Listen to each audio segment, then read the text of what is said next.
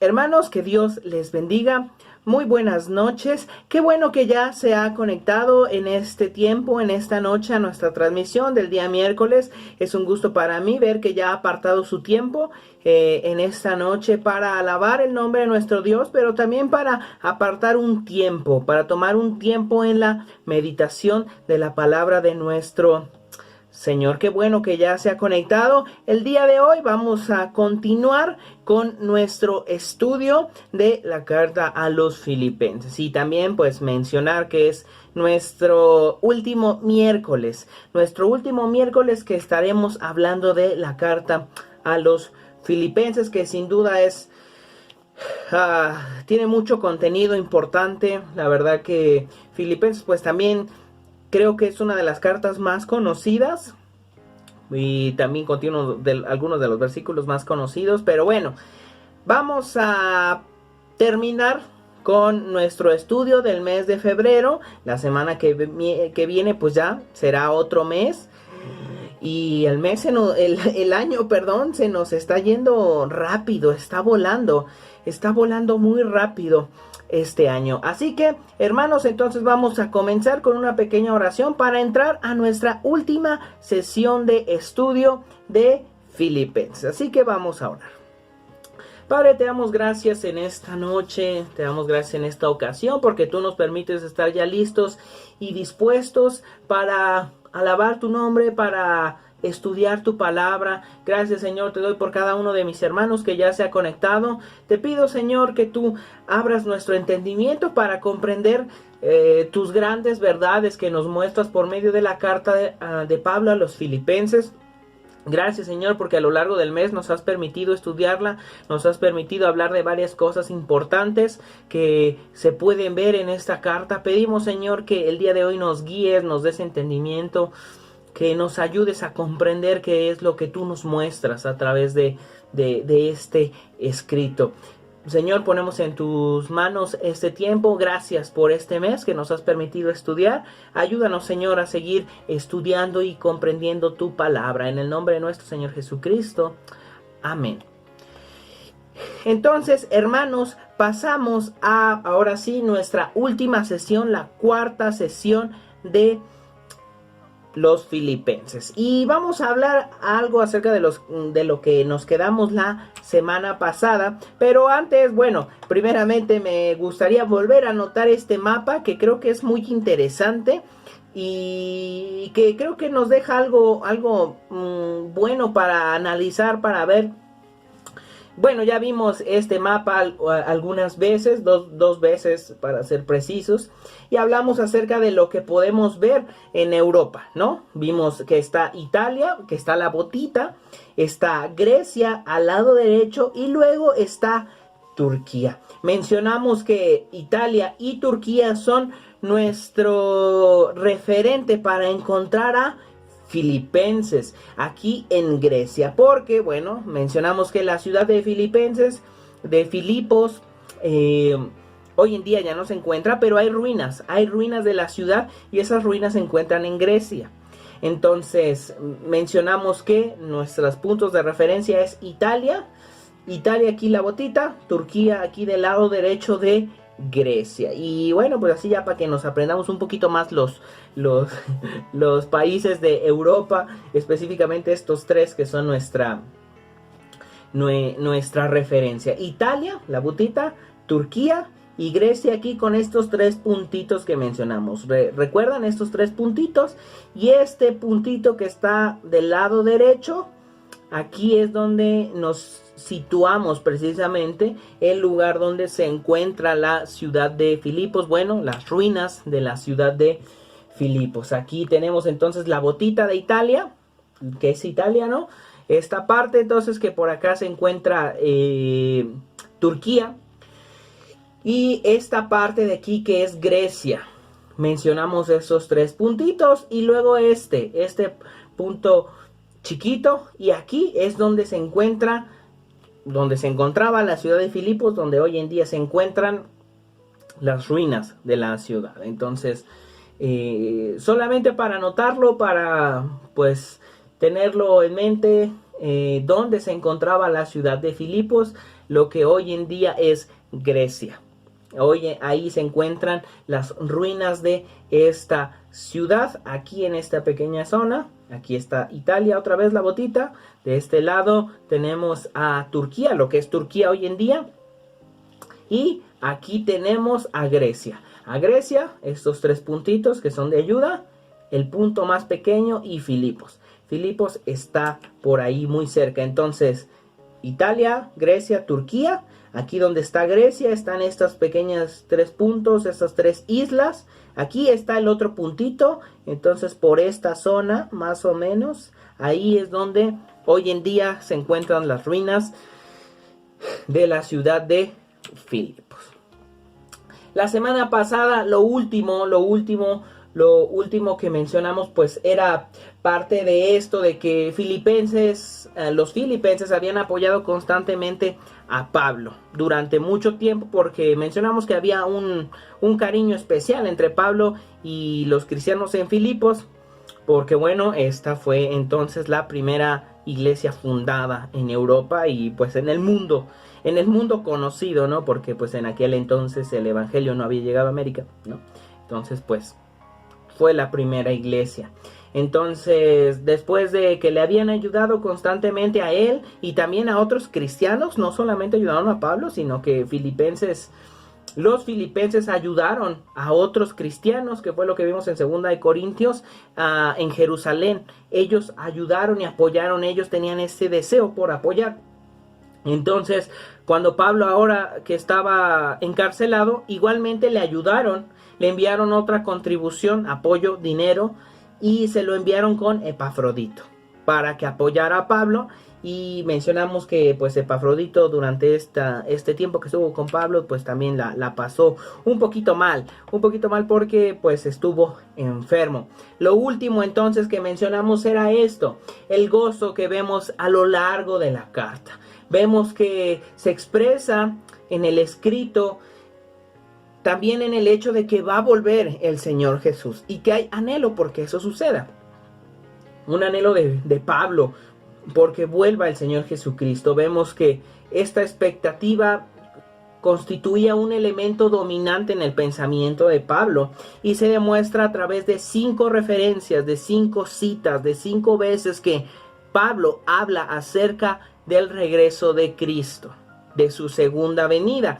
Y nos quedamos porque dije que íbamos a ver estas 5 citas que mencionan.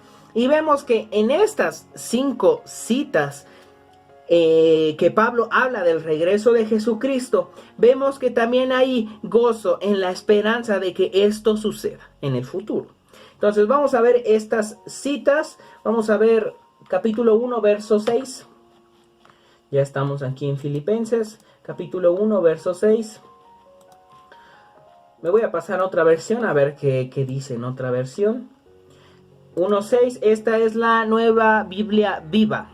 Me gusta utilizar esta versión, es muy actual, muy reciente. Dice, el que comenzó tan buena obra en ustedes la irá perfeccionando hasta el día en que Jesucristo regrese. De eso estoy seguro. Y esto tiene que ver con la obra, con la madurez, con el crecimiento del creyente continuamente, con el crecimiento del creyente diario. Que Dios es el que lleva a cabo este crecimiento y que lo hace a través de diferentes maneras, de diferentes instrumentos, a través de la lectura, a través de la oración, a través del congregarnos, a través de la predicación, a través de todas estas maneras. El Señor nos moldea para cuando nuestro Señor Jesucristo regrese. Es una esperanza en realidad que el Señor Jesucristo regrese. El verso 10 dice, para que sepan elegir lo que es mejor y para que vivan de una manera limpia y sin reproche hasta el día cuando Cristo regrese. Tiene que ver con el verso 9 que dice Pablo, lo que pido en mis oraciones es que el amor de ustedes sea cada vez más grande y que su conocimiento y buen juicio crezcan, para que sepan elegir lo que es mejor y para que vivan de una manera limpia y sin reproche hasta el día cuando Cristo regrese. ¿Cómo se hace esto? ¿Cómo vamos a obtener conocimiento, cómo vamos a crecer, cómo vamos a obtener, cómo vamos a tomar buenas decisiones, pues esto tiene que ver con lo que menciona en el otro verso, con el crecimiento que Dios da, pero a través de las cosas que hacemos. O sea, otra vez, la lectura, la oración, el congregarnos, el escuchar las predicaciones, todo esto son medios que Dios utiliza para irnos moldeando, para ir perfeccionándonos. A través de estas cosas es que conocemos quién es Dios, qué es lo que Él quiere de nosotros y qué son las cosas que le agradan y las cosas que no. Esto es lo que debe guiar nuestra vida. Vamos en el capítulo 2, verso 16, que dice así: no se aparten nunca de la palabra de vida. De esa manera, cuando Cristo vuelva, me sentiré satisfecho de no haber corrido ni trabajado en vano. Entonces, esto también es una advertencia de Pablo a los cristianos de que debemos permanecer en la palabra, debemos de permanecer en el evangelio, debemos permanecer constantemente conociendo acerca de Dios, para que cuando Cristo regrese, pues nuestra esperanza sea cumplida. Aquí dice Pablo: me sentiré satisfecho de no haber corrido ni trabajado en vano, porque qué tal que igual y esos cristianos o esas personas, los filipenses, algunos de ellos quizá escucharon y vieron todo el trabajo de Pablo, pero igualmente ellos no fueron convencidos, ¿no? O se desviaron o se dejaron llevar por las pasiones, se dejaron llevar por el pecado. Dice Pablo: así cuando vuelva a Cristo, si ustedes permanecen, sabré que no habéis trabajado en vano, que su trabajo por el Señor, que la obra que hizo en Filipos realmente tuvo un fruto, que eran todos esos creyentes que estaban esperando la venida de Cristo. Vemos también en el 3:20, dice así: en cambio, nosotros somos ciudadanos del cielo y de allí esperamos al Salvador, el Señor Jesucristo. Aquí pues tiene que ver con lo que está hablando. Dice el verso 17: hermanos, sigan todos mi ejemplo y fíjense en los que siguen el ejemplo del que les hemos dado. Ya se los he dicho muchas veces y ahora se los vuelvo a decir con lágrimas, que muchos se comportan como enemigos de la cruz de Cristo. El futuro de ellos es la destrucción, porque su Dios es su propio apetito y están orgullosos de lo que debería darles vergüenza. Solo piensan en las cosas de este mundo. En cambio, nosotros somos ciudadanos del cielo y de allí esperamos al Salvador, el Señor Jesucristo. Él transformará nuestro cuerpo miserable para que sea como su cuerpo glorioso. Esto lo hará por medio del poder con el que domina todas las cosas. Entonces aquí lo que está diciendo, está haciendo una comparación con esta gente que se había convertido en enemigos de la cruz, enemigos del evangelio, porque sus doctrinas iban conforme a la satisfacción de ciertos deseos, de ciertos apetitos, específicamente en la comida. Entonces, esto es lo que dice Pablo: ellos hacen eso, pero nosotros somos ciudadanos del cielo y de allí esperamos que venga nuestro Señor. Esta es parte de nuestra esperanza, que Jesucristo vuelva. Y en el 4, verso 5, dice: que todos se den cuenta de que ustedes son amables. El Señor viene pronto. Aquí está dando una exhortación.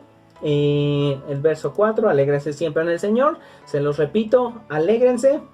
Que todos se den cuenta que ustedes son amables. El Señor viene pronto.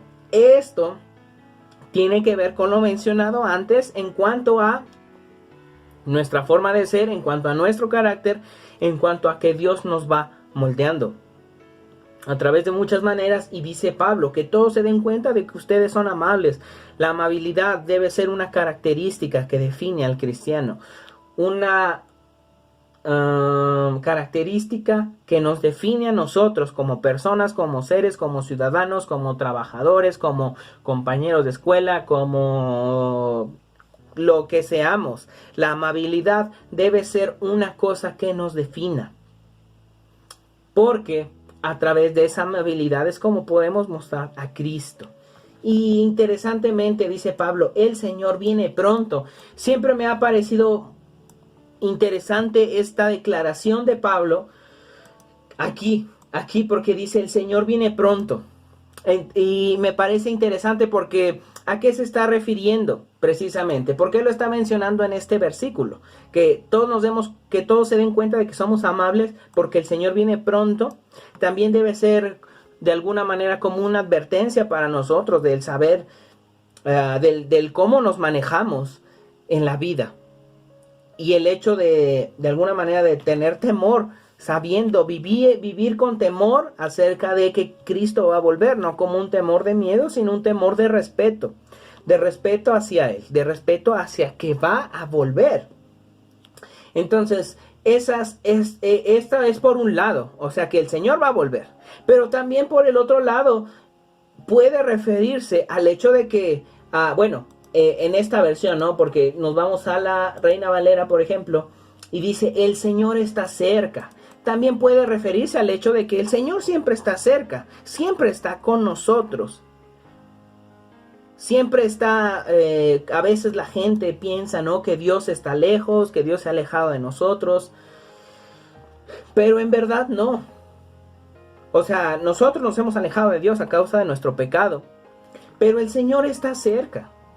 El pecado lo que hace es levantar una barrera. Pero el Señor está ahí. El Señor está presente. El Señor está tan lejos como a una oración. De esa manera es como podemos acercarnos al Señor, con una oración. O sea que Él está ahí, o sea que Él está presente, o sea que Él no se ha alejado.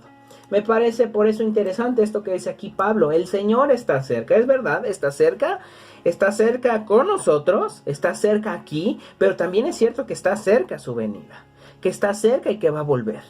Y esta es parte de la esperanza que nosotros tenemos, que Jesucristo vuelva. Uno de los más importantes pasajes doctrinales que vemos en el Nuevo Testamento es Filipenses 2, versículos 5 al 8, en que Pablo presenta la doctrina de la kenosis, que es la humillación o despojo de sí mismo que llevó a cabo Cristo. Esto es realmente importante. Vamos a verlo. Filipenses capítulo 2. Esto es demasiado importante. Dice así: la actitud de ustedes debe ser como la de Cristo Jesús. Aunque Él era igual a Dios, no consideró esa igualdad como algo a que aferrarse. Aquí se está refiriendo a Dios Padre.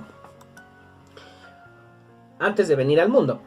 Al contrario, por su propia voluntad se rebajó, tomó la naturaleza de esclavo y de esa manera se hizo semejante a los seres humanos. Al hacerse hombre, se humilló a sí mismo y se hizo obediente hasta la muerte y muerte en la cruz. Vamos a leerlo en la Reina Valera, que es así es más conocido el pasaje. Haya pues en vosotros este sentir que hubo también en Cristo Jesús, el cual, siendo en forma de Dios, no estimó el ser igual a Dios como cosa a que aferrarse, sino que se despojó a sí mismo, tomando forma de siervo, hecho semejante a los hombres, y estando en la condición de hombre, se humilló a sí mismo, haciéndose obediente hasta la muerte y muerte de cruz. Entonces, aquí lo que está hablando Pablo es la humillación de Cristo, por medio de la cual trajo salvación a los hombres. Es importante notar que está hablando de que Cristo, antes de venir al mundo, tenía una posición igual a Dios Padre. Lo que se refiere que Jesús, antes de venir al mundo, Él era Dios. ¿Qué es lo que creemos? Que es Dios Padre, Dios Hijo y Dios Espíritu Santo, ¿no? Entonces, nuestro Señor Jesucristo tenía esta comodidad, tenía esta posición, tenía este lugar en la eternidad como Dios Hijo. Y este lugar, pues es el lugar que Él merece, es Dios, él merece este lugar. Y él se encontraba en el cielo, Él tenía esta posición, que es su posición eterna, que él la tiene porque la merece, porque es Dios. Entonces, al ver Dios la necesidad del hombre, dice aquí Pablo, no estimó el hecho de que fuera Dios como algo que aferrarse. No dijo, yo soy Dios y aquí me voy a quedar y nadie me va a mover de aquí. Sino que dice el verso 7, sino que se despojó a sí mismo. No es que lo despojaron, no es que le dijeron, pues te toca. No hay de otra, te toca. No, sino que Cristo se despojó a sí mismo de esta posición, podemos llamarla cómoda, de la posición que ha tenido en la eternidad, del lugar que ha tenido como Dios en la eternidad, en el cielo. Él se despojó de esto por sí mismo. No lo obligaron, no le dijeron te toca, no le dijeron ni modo, vas para abajo, sino que él mismo se despojó y lo hizo a un lado y lo dejó. Y así fue como tomó forma de siervo y dice que se hizo semejante a los hombres, se hizo como uno de nosotros, por eso dice, y estando en la condición de hombre. O sea que Cristo dejó a un lado su posición que tenía como Dios en la eternidad, la hizo a un lado para hacerse un hombre, para tener la condición de un hombre. Y así se humilló y se hizo obediente hasta la muerte de cruz. Porque esta muerte en la cruz era la manera más humillante en que una persona podía morir. Por eso es que Jesús, cuando muere, a su lado hay ladrones, delincuentes. Porque esa era la manera más humillante de morir en el Imperio Romano. A Jesús lo mataron como un delincuente. Lo tuvieron por delincuente. Se humilló a sí mismo, perdió toda su dignidad, porque ¿qué necesidad tenía él de hacerlo? Ninguna. Pero lo hizo por amor. Lo hizo porque el hombre estaba perdido. Él no tenía ninguna necesidad de hacerlo. Pero él en su amor, en su gracia, en su misericordia, se despoja de sí mismo, se hace un hombre, muere humillado en la cruz, pero por esa muerte en la cruz, por ese sacrificio, es que nosotros podemos tener salvación. Por lo cual dice el verso 9, por lo cual Dios también lo exaltó hasta lo sumo y le dio un nombre que es sobre todo nombre, Dios Padre, para que en el nombre de Jesús se doble toda rodilla de los que están en los cielos y en la tierra y debajo de la tierra, y toda lengua confiese que Jesucristo es el Señor, para gloria de Dios Padre. Amén. Entonces, esta humillación, esta muerte tan humillante que Cristo sufrió en la cruz, fue para la salvación de los hombres, y a través de esta humillación es que Él es exaltado. Él es exaltado y a través de su nombre es que nosotros tenemos salvación. Y también dice aquí Pablo, para que en el nombre de Jesús se doble toda rodilla. Y este pasaje es importante porque está diciendo toda rodilla. Va a llegar el día que todos frente a Cristo estaremos arrodillados en señal de adoración. Todos, absolutamente toda la gente, absolutamente toda la humanidad, todo, y dice los que están en los cielos, en la tierra y debajo de la tierra, absolutamente todo se va a estar postrado delante de Cristo un día. Y dice, y que toda lengua confiese que Jesucristo es el Señor. Absolutamente toda la gente un día vamos a estar postrados delante de Cristo, reconociendo que Él es el Señor. No importa si no creyeron en Él, no importa si se burlaron de Él, no importa si no quieren hacerlo. Toda la gente, toda la humanidad, todo, absolutamente todo, un día va a estar postrado delante de Cristo.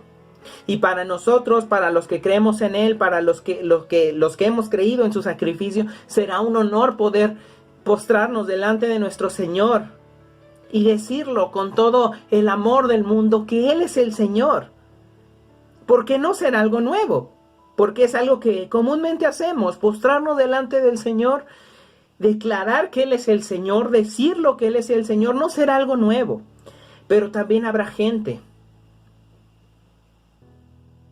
que aunque no esté dispuesta a hacerlo, que aunque en su vida no estuvo dispuesta a hacerlo, lo hará y confesará que Cristo es el Señor. Este es uno de los pasajes más importantes que tenemos en el Nuevo Testamento. la humillación y la exaltación de Cristo. También vemos otro pasaje importante en el capítulo 3, en los versos 4 al 14, que es una descripción biográfica de Pablo, autobiográfica, porque él está hablando de sí mismo. Capítulo 3, en los versos 4 al 14, dice así. Bueno, esto tiene que ver con lo que está hablando, porque está hablando acerca de obras en la carne, está hablando de obras físicas para tener confianza en la salvación. Entonces, por eso dice aquí Pablo, aunque yo también tengo de qué confiar en la carne, si alguno piensa que tiene de qué confiar en la carne, yo más, porque había gente que decía, precisamente aquí está diciendo, guardaos de los perros, guardaos de los malos obreros, guardaos de los mutiladores del cuerpo, o sea, los judíos, los cuales pues en este caso estaban practicando la circuncisión. Por eso es que dice, porque nosotros somos la circuncisión, los que en espíritu servimos a Dios y nos gloriamos en Cristo Jesús, no teniendo confianza en la carne. Porque bueno, los judíos entonces ponían su confianza en la circuncisión. Si ellos estaban circuncidados, creían que ya eran salvos. Parte de la creencia era que esperaban que Abraham los esperaba en las puertas del cielo, porque pues Abraham es con que Dios hizo el pacto, ¿no?, de la circuncisión. Entonces los judíos tenían esta idea de que Abraham los iba a esperar en la puerta del cielo. Y la circuncisión era la manera en que podían ser salvos. Por eso dice Pablo, porque nosotros somos la circuncisión, los que en espíritu servimos a Dios y nos gloriamos en Cristo Jesús, no teniendo confianza en la carne, que es también lo que dice Pablo, complementando ahí, por ejemplo, en Romanos, que especifica que la circuncisión no se trata de la circuncisión en el cuerpo, sino en el corazón. A esto es a lo que se refiere. Por eso es que entonces comienza a describirse. Estaba viendo a esa gente que dice, ¿ustedes creen que tienen en qué confiar en la carne para ser salvos? Dice, pues yo tengo más. Y empieza a hacer aquí toda una descripción de él. Circuncidado al 8º día, como marcaba la ley, del linaje de Israel, de la tribu de Benjamín, hebreo de hebreos, en cuanto a la ley fariseo. O sea, él era un hombre, conocía perfectamente la escritura, conocía perfectamente el Antiguo Testamento, a eso se dedicó. En cuanto a celo perseguidor de la iglesia, esto es lo que vemos en los primeros capítulos de Hechos. Pablo persiguió a la iglesia.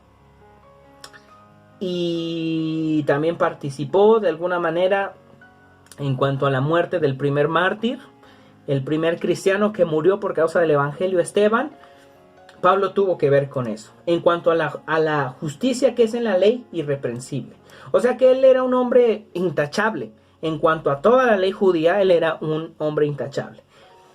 Pero, dice entonces, pero cuantas cosas eran para mi ganancia, las he estimado como pérdida por amor de Cristo. O sea que todo esto que menciona aquí, todo esto que le hace ser un hombre intachable, un hombre destacado, dice Pablo, todo eso para mí ha sido pérdida por amor de Cristo. Y ciertamente aún estimo todas las cosas como pérdida por la excelencia del conocimiento de Cristo Jesús, mi Señor, por amor del cual he perdido todo y lo tengo por basura para ganar a Cristo, porque nada de eso le hacía estar más cerca de Cristo, porque nada de eso era una confianza para obtener la salvación. Nada, dice Pablo, todo eso lo tengo por basura para ganar a Cristo y ser hallado en Él, no teniendo mi propia justicia, que es por la ley, sino la que es por la fe de Cristo, la justicia que es de Dios por la fe. Él tenía motivos para ser justificado por la ley, porque cumplió con toda la ley judía. Pero dice aquí, pero no busco mi propia justicia, busco la justicia que es en Cristo, a fin de conocerle y el poder de su resurrección y la participación de sus padecimientos, llegando a ser semejante a él en su muerte, si en alguna manera llegase a la resurrección de entre los muertos. Bueno, entonces Pablo aquí está hablando está hablando de él. Está hablando de todo lo que tiene, de lo que posee, de lo que consiguió, de lo que él es. Pero dice, todo eso lo tengo por basura. Si tengo algo, dice Pablo, en que encontrar mi justicia, no importa. No me sirve, porque mi justicia es Cristo. Y bueno, hermanos, pues se nos ha acabado el tiempo. La semana que viene vamos a pasar a otro tema. Empieza marzo, entonces empezamos con nuevo tema. Nos vemos la semana que viene. Vuelva a leer una vez más la carta a los Filipenses. 4 capítulos, muy cortito. Y si tiene alguna duda, aquí vamos a estar. Nos vemos la otra semana. No olvide asistir a las reuniones. Y bueno, cualquier cosa, aquí estamos. Que Dios les bendiga y nos vemos. Saludos desde Metepec.